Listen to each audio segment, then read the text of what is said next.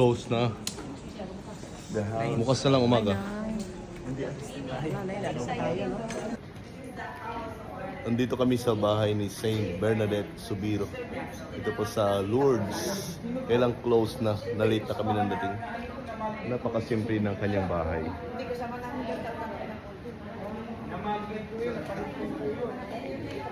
Dito rin siya pinanganak?